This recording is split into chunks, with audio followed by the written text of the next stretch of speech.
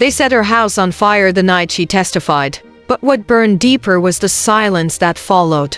The flames were so bright they painted the pecan trees gold. The ash drifted through the sky like black snow, settling on cotton and rusted trucks, on cracked porch steps and the heads of children who didn't yet know what hate could do. By morning, there was nothing left but the chimney. Folks in Ashcroft said it was electrical, said maybe the old wiring just sparked. But those who knew Ruthie May knew better. She'd told the truth, and in this part of Alabama, truth had a price. Ruthie May Garrison was 72 and tired in her bones. She lived alone in a creaky house built by her father, back when returning black veterans from Vietnam were still called boy. Her voice didn't rise often, but when it did, it curled like smoke into corners that men had tried to seal shut. And on the second Tuesday of April, it had risen in court. Judge Russ Broad, pale and hungry for control, had watched her like a man who didn't like being contradicted. The defendant, a young black man named Caleb Stokes, barely 21, had been accused of stealing copper wire from a corporate farm subsidized by Trump's tax breaks. But Ruthie had testified he was with her that night, fixing her back steps. "I saw him with my own eyes," she'd said, standing straight though her knees ached. "You calling me a liar?" No one spoke. Not the jury, not the clerk, and certainly not Caleb, who sat with hands clenched, eyes on the floor. That night, her house caught fire. No one was arrested. No one questioned. By dawn, the town moved on. But something didn't sit right with Elijah Brooks. The fire swallowed Ruthie May's house in silence. No sirens, no neighbors, just the hiss of old wood catching flame, and the faint sound of hymns still playing from the record she forgot to turn off before going to court that morning. The gospel spun through crackling speakers, out into the cotton fields that bordered her yard like wide graves. Her Bible, open to Psalms, burned from the bottom up. Someone had doused the porch with gasoline. The scent of revenge lingered like sulfur. Earlier that day, Ruthie had sat trembling on a courtroom bench, testifying on behalf of a young black man named Joshua Lee, a farmhand accused of stealing fertilizer from Carson Hardware. Ruthie had seen the real thief, a local deputy's son, but she'd kept quiet until now. Until she saw the boy's mother outside the courthouse, clutching a photograph of her son in church clothes, whispering, "He ain't that kind of boy." The jury didn't believe her. The judge dismissed her as a confused elderly woman. Joshua was found guilty before sunset. By midnight, Ruthie's house was gone. Elijah Brooks arrived in the county the next morning, his worn leather suitcase dragging across gravel as he stepped out of the Greyhound. A civil rights lawyer and founder of Justice's Backbone, Elijah had once faced downstate police with only a megaphone and a handful of truth. But the smoke still rising from the edge of town told him this would be different. He drove to the ashes first. The wind carried bits of Ruthie's life into the sky, buttons, burnt hymn pages, the melted handle of a cast iron skillet. Ruthie sat in a folding chair, her hands clasped around a warm coffee cup someone had brought her. She didn't cry. "I didn't even light candles in that house," she said. "I know what fire means round here." Elijah knelt beside her. "Do you want to fight this?" "I testified once," she said. "I'll do it again, but only if you make him look me in the eyes this time." Judge Raymond Talcott had served 2 terms before Trump's tariff war inflated his campaign donations. With backing from agriculture conglomerates and prison contractors, he'd filled the county jail to the rafters, mostly with black farmhands and undocumented laborers. He called it cleaning the fields. Elijah filed a motion to appeal Joshua's conviction. It was denied within 24 hours. "You think the fire scared me?" Elijah said on the courthouse steps, speaking to a growing crowd. "Let me tell you what scares me, a system so afraid of truth it'll burn a woman's house down before it listens to her." The media took notice. Fox called him a professional agitator. CNN asked if he had evidence. MSNBC wanted him for a segment titled Tariffs, Trials, and Racial Tensions. But Elijah wasn't interested in cameras. He went door to door gathering stories. Men who'd done 20 years for tractor theft. Women whose brothers were still missing. He visited the cotton fields, the church basements, the broken school buildings with Confederate murals still hanging in the halls. And then came a break. A former court clerk handed him a manila envelope after Sunday service. Inside were transcripts, sealed conversations between Judge Talcott and prosecutors, mocking defendants, laughing about quotas. "This is the cost of cotton," the judge had once said. "You feed them, they'll never stop. Lock him up, they get quiet." That night, Elijah met with Ruthie again.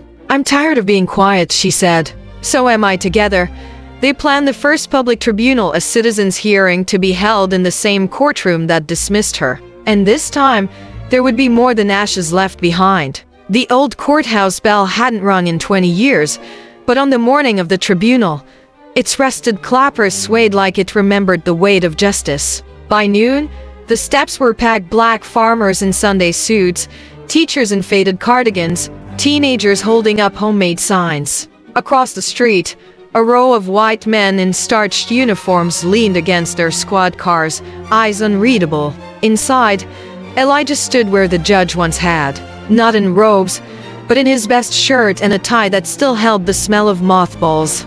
Ruthie sat in the witness box, and behind her, the crowd filled every pew.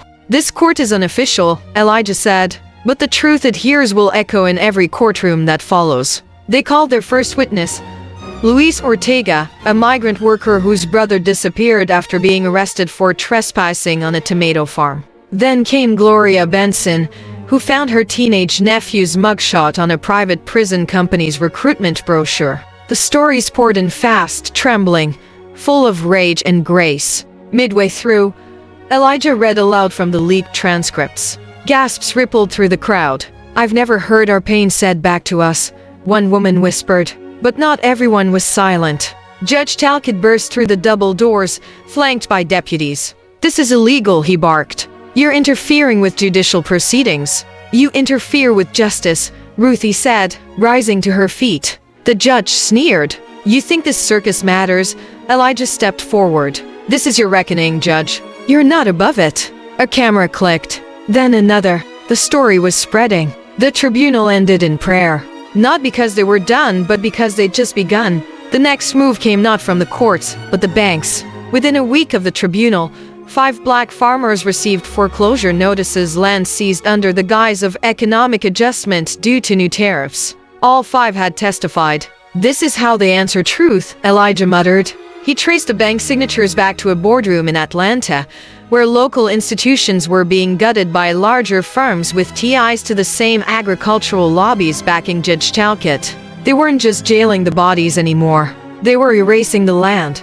Elijah met with journalists, lawyers, even economists. They built a map of policy, race, and money.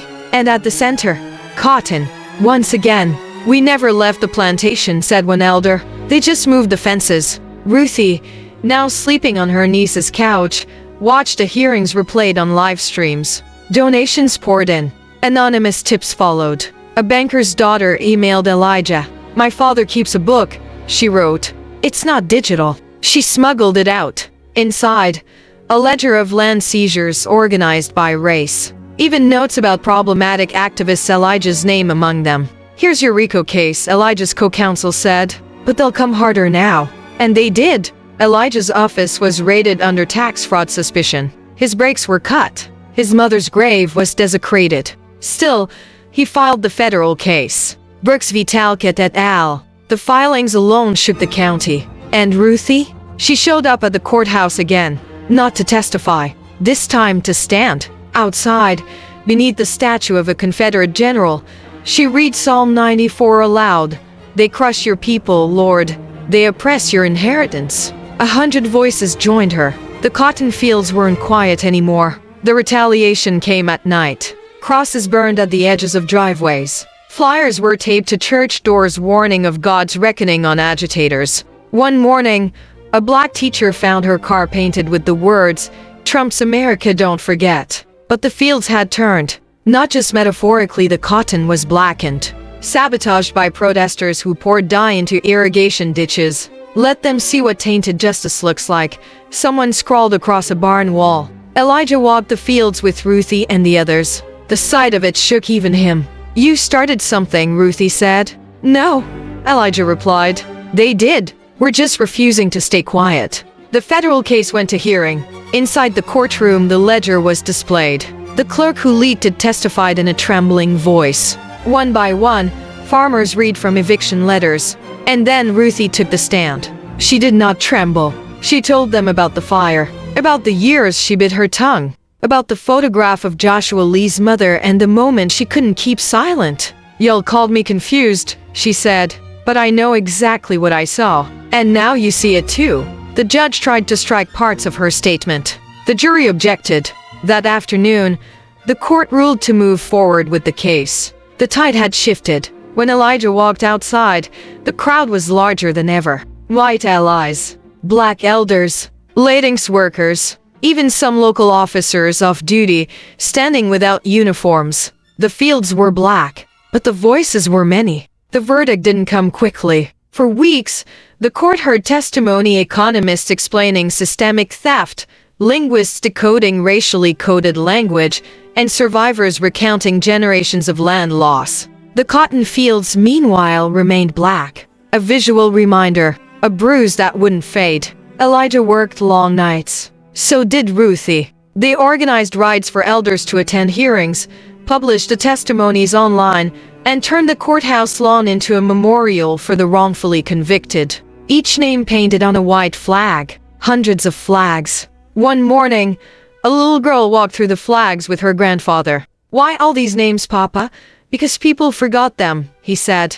"Now we remember." Finally, the verdict came. The federal court ruled in favor of the plaintiffs. Judge Talcott was removed and charged. Banks were fined. The farmers got their land back. Joshua Lee walked free. The ruling didn't undo the fire or bring back lost time, but it changed something. Ruthie stood on her rebuilt porch as Elijah visited one last time. "I got a new Bible," she said, holding it close. "But I kept the page that burned. Psalm 94. Still got the edges charred." Elijah smiled. "Sometimes the truth's in the burn marks." They watched the horizon together, and this time, it wasn't smoke. It was light.